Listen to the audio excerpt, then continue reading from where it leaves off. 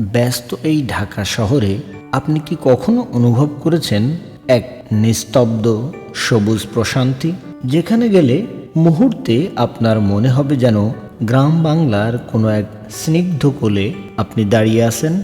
হ্যাঁ, আমরা কথা বলছি ঢাকার ফুসফুস রমনা পার্ক নিয়ে। কিন্তু এই পার্কটি কেবল একটি উদ্যান নয়, এটি মুঘল আমল থেকে শুরু করে আমাদের স্বাধীনতা সংগ্রাম পর্যন্ত প্রতিটি গুরুত্বপূর্ণ ইতিহাসের সাক্ষী। আজকের ভিডিওতে আমরা জানব কিভাবে বাগ-ই-বাদশাহী থেকে আজকের রমনা পার্কের জন্ম হলো। রমনা পার্কের ইতিহাস শুরু হয় আজ থেকে প্রায় 400 বছর আগে।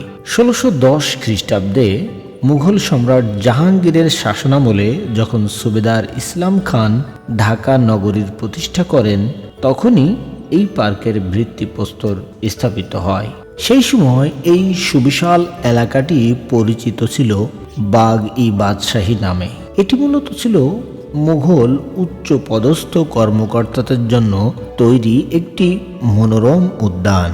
পুরানো হাইকোর্ট ভবন থেকে বর্তমান সড়ক ভবন পর্যন্ত বিস্তৃত ছিল এর পরিসীমা। এই মুঘলরাই পরে এর নামকরণ করেন রমনা। তবে মুঘল সাম্রাজ্যের পতনের পর অযত্ন আর অবহেলায় এই এলাকাটি তার সৌন্দর্য হারায় এবং ধীরে ধীরে এটি এক জঙ্গলাকীর্ণ পরিত্যক্ত অঞ্চলে পরিণত হয়। 19 শতকে এসে এর ভাগ্যে পরিবর্তন আসে।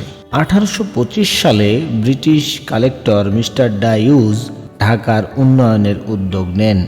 তিনি জঙ্গল পরিষ্কার করে এলাকাটির নাম দেন রমনা গ্রিন এবং এর একটি অংশকে কাঠের বেড়া দিয়ে ঘিরে ঘোড়দৌড়ের মাঠ বা রেসকোর্স হিসেবে ব্যবহার শুরু করেন, যা বর্তমানে সোহরাওয়ার্দী উদ্যান নামে পরিচিত। এরপর আসে ঢাকার নবাবদের পৃষ্ঠপোষকতা। 1908 সাল থেকে 1928 সাল পর্যন্ত দীর্ঘ 20 বছর ধরে কিউ গার্ডেনের আর.এল.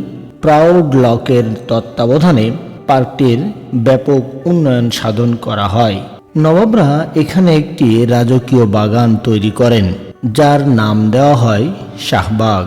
অবশেষে পাকিস্তান আমলের শুরুতে 1949 সালে আনুষ্ঠানিকভাবে পার্কটির উদ্বোধন করা হয়। তখন এর আয়তন ছিল প্রায় 88.5 একর।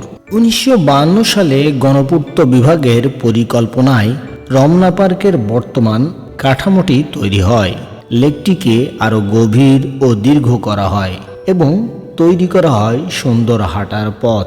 এর বর্তমান আয়তন 68.50 একর, যার মধ্যে প্রায় 8.76 একর জুড়ে আছে লেক। বর্তমানে রমনা পার্কে 211টিরও বেশি প্রজাতির উদ্ভিদ রয়েছে।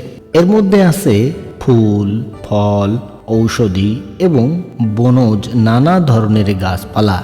এটি যেন ঢাকাবাসীর জন্য এক সতেজ বাতাসের বিশাল ভাণ্ডার। প্রতিদিন হাজারো মানুষ এখানে আসে শারীরিক ও মানসিক প্রশান্তির খোঁজে। এই ছিল ঢাকার প্রাণকেন্দ্র রমনা পার্কের জন্ম থেকে আজকের দিনে আসার সংক্ষিপ্ত ইতিহাস।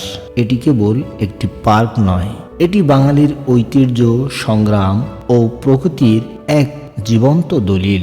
এই ইতিহাসটি যদি আপনার ভালো লেগে থাকে তবে অবশ্যই ভিডিওটিতে একটি লাইক দিবেন। ঢাকার এমন আরও ঐতিহ্য জানতে চ্যানেলটি সাবস্ক্রাইব করে আমাদের সাথেই থাকুন। দেখা হচ্ছে পরের ভিডিওতে। আল্লাহ হাফেজ।